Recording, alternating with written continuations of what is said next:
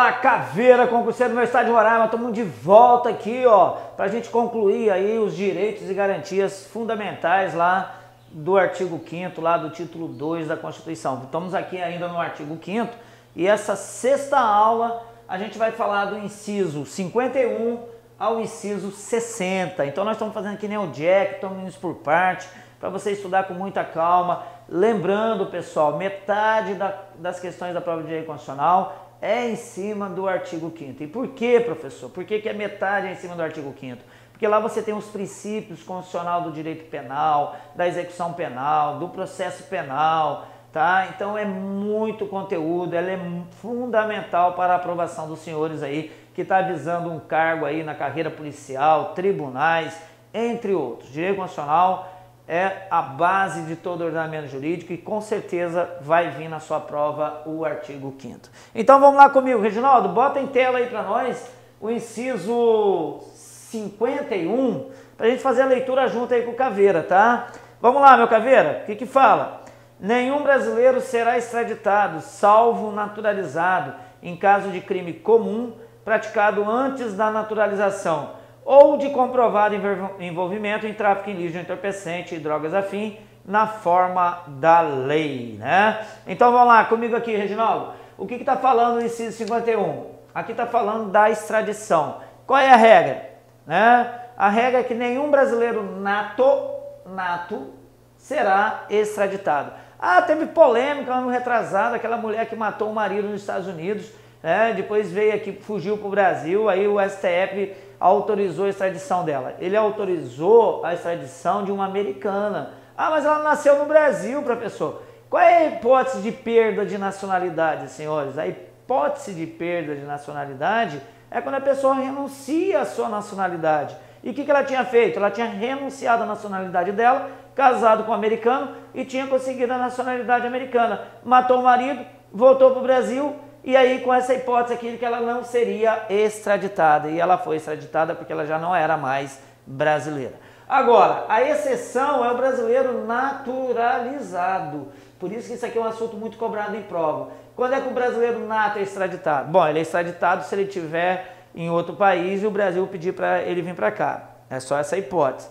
Agora, ele está aqui no Brasil, outro país mandar ele para lá, aí não, ele não vai ficar aqui. E o naturalizado? Ah, ele pode? Pode, o naturalizado pode.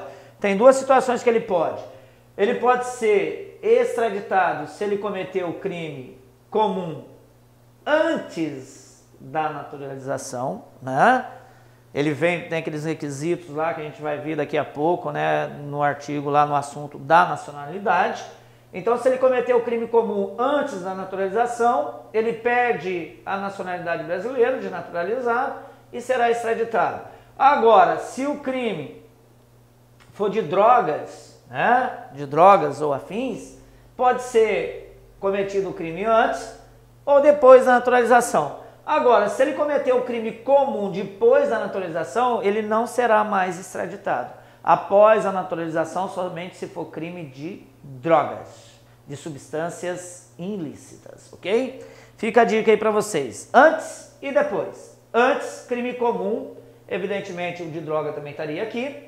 Depois, somente se ele tiver cometido o crime da prática de tráfico de drogas, ok? Drogas ilícitas. Fica comigo. Então vamos lá agora para o inciso 52, Reginaldo. Não será concedida a extradição de estrangeiro por crime político ou de opinião, né? Então aí a gente volta lá nos princípios fundamentais da República Federativa do Brasil, nas relações internacionais, que está lá a concessão de asilo político. Então, se o cara cometeu um crime político em outro país e se refugiou, conseguiu o asilo, então ele também não será extraditado. Agora vamos lá para o inciso 53. Ninguém será processado nem sentenciado senão por autoridade competente. Isso aqui é o princípio do juiz natural. Aí a gente já está entrando em normas processual. É um princípio constitucional do processo, tá ok? Vamos lá, inciso 54. Ninguém será privado da liberdade dos seus bens sem o devido processo legal. Cansei de falar lá na matéria de penal, né? Ninguém será privado da sua liberdade dos seus bens sem o devido processo legal. Também é um princípio constitucional de norma processual. Tá? comigo aí em tela, Reginaldo, bota em tela aí, ó. Agora é o inciso 55. Aos litigantes em processo judicial ou administrativo e os acusados em geral, são assegurados o contraditório e a ampla defesa com os meios e recursos a eles inerentes. Aqui é um princípio constitucional também do processo, né, que vai garantir o contraditório e a ampla defesa. Contraditório, o que é o contraditório? O princípio do contraditório é você contradizer a imputação que está sendo feita à sua pessoa. Então o cara fala assim, ele furtou. Ok, eu não furtei, aí você vai contradizer. E a ampla defesa, professor? Bom, a ampla defesa é você utilizar os mesmos recursos, né, que a gente conhece no meio jurídico como chamado de paridade de armas, né? Então o que acontece? O Ministério Público é o órgão acusador, o advogado é o defensor. Então você escolhe o seu defensor para degladiar com o seu acusador. Se o Ministério Público pode apelar, você também pode contra-razoar. Então os mesmos recursos que o Ministério Público tem, a defesa também tem. É o chamado paridade de armas. Então a ampla defesa se caracteriza pela paridade de armas. Anteriormente, lá na Idade Média, quando havia uma desavença, se você era rico e meio idoso e não sabia lutar, você contratava, né, uma pessoa para duelar para você. Quem assistiu o Game of Thrones lá, né, tinha o tiro lá, o pequenininho lá, teve uma hora lá que ele foi lá para a arena e evidentemente que ele ia morrer no primeiro golpe. Aí ele contrata lá um mercenário para degladiar com ele e o mercenário acaba vencendo e ele acaba sendo absolvido. Mas isso era na Idade Média, meu querido. Hoje não, hoje o que acontece? Ministério Público de um lado, defesa do outro. E as armas? As armas são iguais, os recursos são os mesmos, tá ok? Por isso que é chamado de ampla defesa. Fica a dica. Vamos lá, qual é o inciso agora, meu prezado? Bota aí em tela para nós, Reginaldo. É o inciso 56. Isso aqui é muito comum vir em prova, porque ele fala assim, ó, são inadmissíveis no processo as provas obtidas por meios ilícitas. Vocês vão ver comigo em processo penal, né? Então o que acontece? O delegado está fazendo a investigação e de repente ele consegue uma informação sem autorização judicial. E aí coloca lá no processo para tentar incriminar o cliente. Então o que fala lá na Constituição? Que essas provas obtidas de meio ilícita, elas são inadmissíveis. Não contaminam o inquérito, não contaminam o processo. O que acontece com elas? Elas serão desentranhadas. O que é isso, professor? Elas são retiradas do processo e o processo continua normalmente, tá ok? Fica a dica. Nós vamos aprofundar esse princípio lá no direito processual penal, tá? Inciso 57.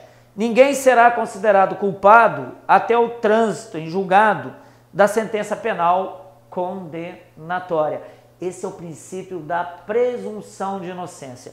Muita polêmica com essa lei aí de condenação em segunda instância, né? Com essas decisões aí que permite, né, já começar a cumprir a pena com uma decisão de segunda instância. É claro que fere um princípio constitucional. É o princípio da presunção de inocência. A pessoa só é considerada julgada depois de transitar, depois de caminhar em todas as instâncias. Muitas vezes o aluno pergunta assim, professor, o que é transitar? Transitar é caminhar, pô. Né? Então imagina que você cometeu um crime aqui em Boa Vista e eu vou lá, me habilito como advogado e você tem uma condenação que nós chamamos uma condenação de primeira instância, aqui no Fórum Criminal, aqui no Caranã. Né? Aí o que acontece?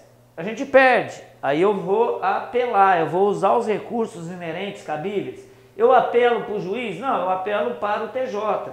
Então aqui vai ser a segunda instância. Então ele sai do fórum aqui no Caranã e vai lá para o centro. Para você que mora em Boa Vista, Roraima, lá no centro, lá que fica o Tribunal de Justiça. Então o que aconteceu com esse processo? Ele transitou, ele saiu da primeira e foi para a segunda. Perdemos aqui no TJ, vamos chorar? Não, nós vamos recorrer ao STJ.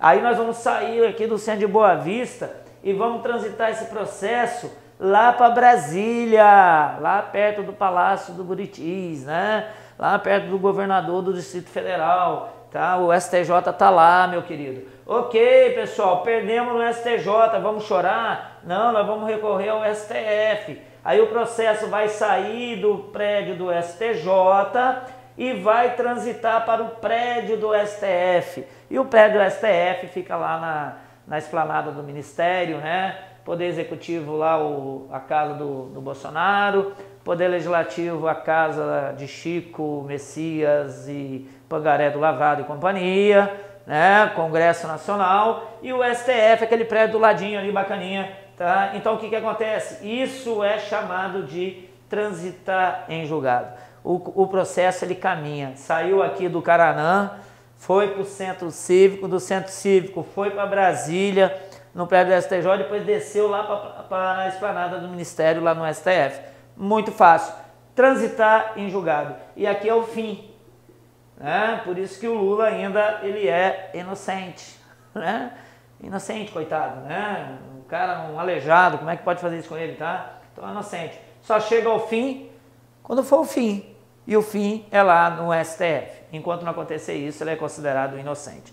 Por isso que nós temos aqui na Constituição, lá no inciso 57, ninguém será considerado culpado até o trânsito julgado da sentença penal condenatória.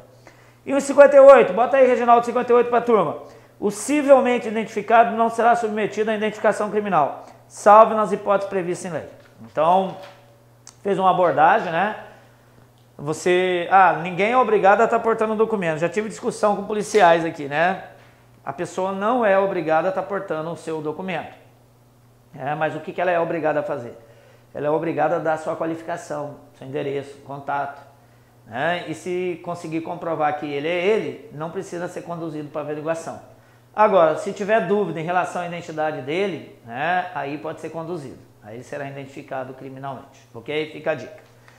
Vamos lá, qual é o inciso agora? Agora o inciso é o 59, pessoal. Em tela aí, Reginaldo. Será admitida ação privada nos crimes de ação pública se essa não for intentada no prazo legal. Nós vamos ver isso também em processo penal a respeito da ação penal, né? Ação penal, em regra, todos os crimes, elas são públicas, né? E a ação penal pública, ela é condicionada e incondicionada. E o titular dela é o Ministério Público, mas só que se o Ministério Público ficar inerte na apresentação, no oferecimento da denúncia, a ação penal pública condicionada e incondicionada, ela é promovida através da denúncia.